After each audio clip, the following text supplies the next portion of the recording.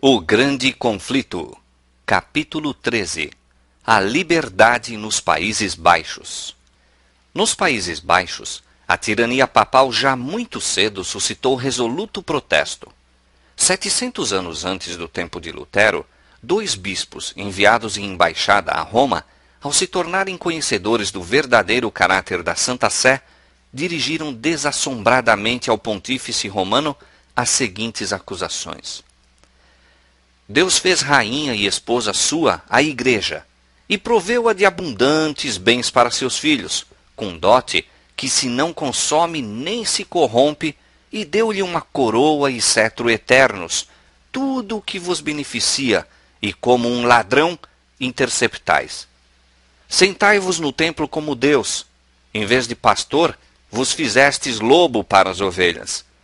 Quereis fazer-nos crer que sois o bispo supremo, quando nada mais sois que tirano. Conquanto devais ser servo dos servos, como chamais a vós mesmos, esforçai-vos por vos tornar senhor dos senhores. Trazeis o desdém aos mandamentos de Deus. O Espírito Santo é o edificador de todas as igrejas até onde se estender a terra. A cidade de nosso Deus, da qual somos cidadãos, atinge todas as regiões dos céus, e é maior do que a cidade chamada Babilônia pelos santos profetas, a qual pretende ser divina, elevando-se ao céu e se jacta de que sua sabedoria é imortal. E finalmente afirma, ainda que sem razão, que nunca errou, nem jamais poderá errar. Outros surgiram de século em século para fazer soar este protesto. E aqueles primitivos ensinadores que, atravessando diferentes países, eram conhecidos por vários nomes e tinham as características dos missionários valdenses, espalhando por toda a parte o conhecimento do Evangelho, penetraram nos Países Baixos. Suas doutrinas se difundiram rapidamente. A Bíblia valdense foi traduzida em verso para a língua holandesa. Declararam que havia nela grande vantagem. Nada de motejos, fábulas, futilidade, enganos, mas palavras de verdade. Com efeito, havia aqui e acolá uma dura crosta, mas a medula e a doçura do que é bom e santo podiam ser nela facilmente descobertas. Assim escreveram no século XII os amigos da antiga fé. Começaram então as perseguições romanas. Mas, em meio das fogueiras e torturas, os crentes continuaram a multiplicar-se, declarando firmemente que a Bíblia é a única autoridade infalível em matéria de religião e que nenhum homem deveria ser coagido a crer, mas sim ser ganho pela pregação. Os ensinos de Lutero encontraram terreno propício nos Países Baixos e homens ardorosos e fiéis surgiram para pregar o Evangelho. De uma das províncias da Holanda veio Menno Simons.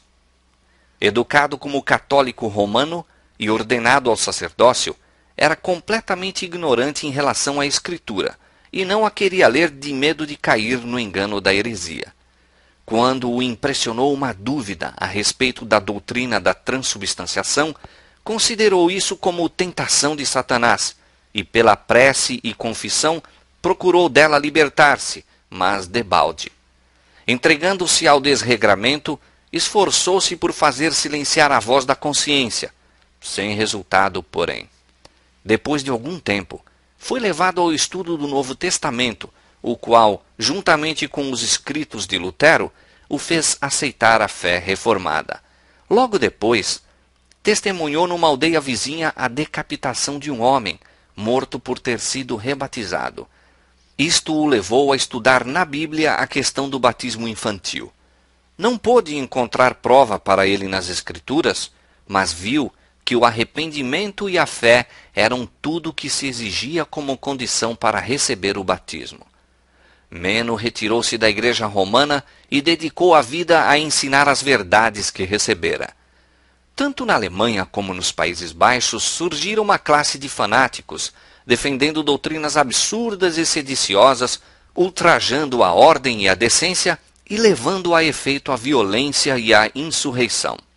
Menno viu os terríveis resultados a que tal movimento conduziria inevitavelmente e com tenacidade se opôs aos ensinos errôneos e ferozes planos dos fanáticos. Muitos havia, entretanto, que tinham sido transviados por esses fanáticos, renunciando, porém, posteriormente às suas perniciosas doutrinas. E restavam ainda muitos descendentes dos antigos cristãos, fruto dos ensinos valdenses. Entre essa classe, Meno trabalhou com grande zelo e êxito.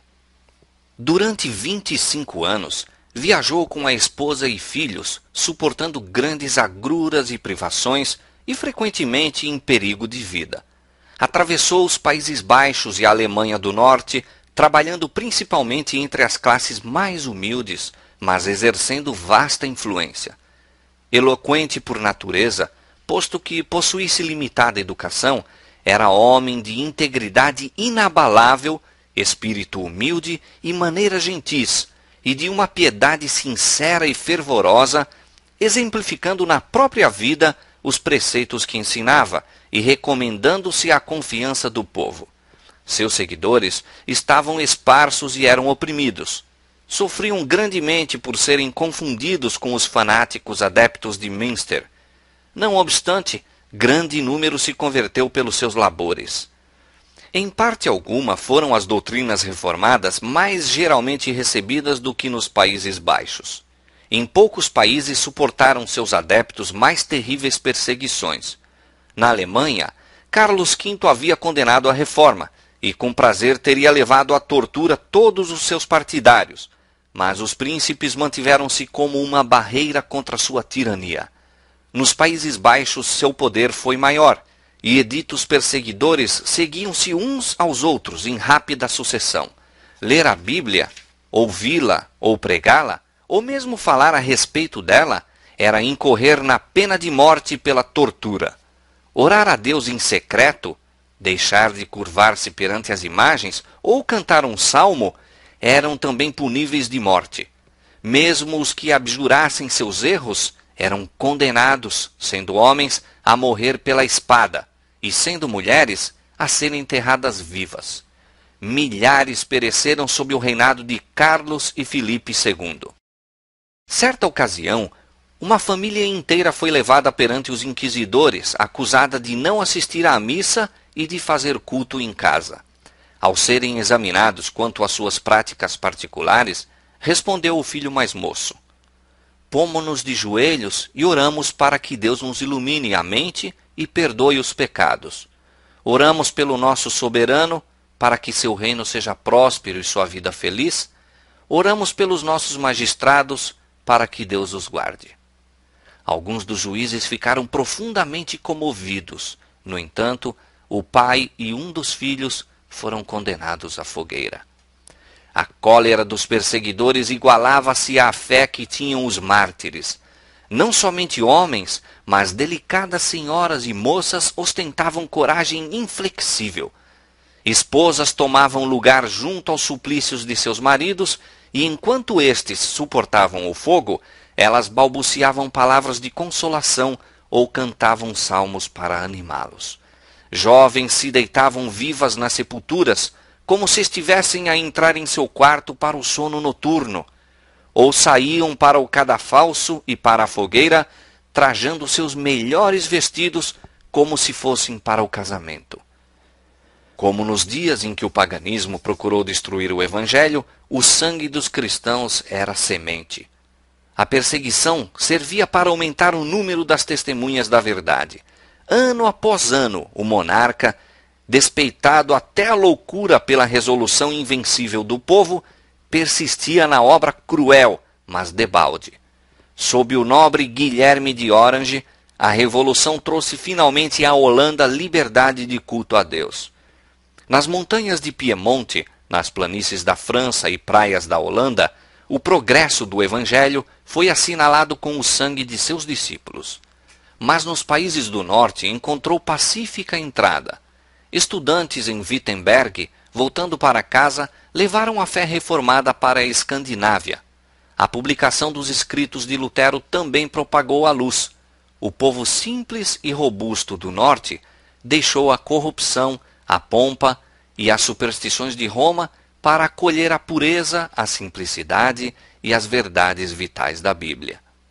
Tausen, o reformador da Dinamarca, era filho de camponês. Desde a infância deu mostras de vigoroso intelecto, tinha sede de saber, mas este desejo lhe foi negado pelas circunstâncias em que seus pais se achavam, e entrou para o claustro. Ali, sua pureza de vida, bem como diligência e fidelidade, conquistaram a benevolência de seu superior. O exame demonstrou possuir talento que prometia em algum futuro bons serviços à igreja. Foi decidido dar-lhe educação em uma das universidades da Alemanha ou dos Países Baixos. Concedeu-se ao jovem estudante permissão para escolher por si mesmo uma escola, com a condição de que não fosse a de Wittenberg. Não convinha expor o educando ao veneno da heresia. Assim pensaram os frades. Tausen foi para Colônia, que era então como hoje um dos baluartes do romanismo. Ali logo se desgostou com o misticismo dos escolásticos. Aproximadamente por esse mesmo tempo, obteve os escritos de Lutero. Leu-os com admiração e deleite, desejando grandemente o privilégio de receber instrução pessoal do reformador. Mas, para fazer isso, deveria arriscar ofender a seu superior e privar-se de seu arrimo. Decidiu-se logo e, pouco tempo depois, se matriculou na Universidade de Wittenberg. Voltando à Dinamarca, de novo se dirigiu a seu mosteiro. Ninguém, por enquanto, o suspeitava de luteranismo. Não revelou seu segredo, mas, sem despertar preconceitos dos companheiros, esforçava-se por levá-los a uma fé mais pura e vida mais santa. Expôs-lhes a Bíblia e explicou seu verdadeiro sentido, pregando-lhes finalmente a Cristo como a justiça do pecador e sua única esperança de salvação. Grande foi a ira do prior, que nele havia depositado extraordinárias esperanças como valoroso defensor de Roma. Foi logo removido de seu mosteiro para outro e confinado à cela sob estrita fiscalização.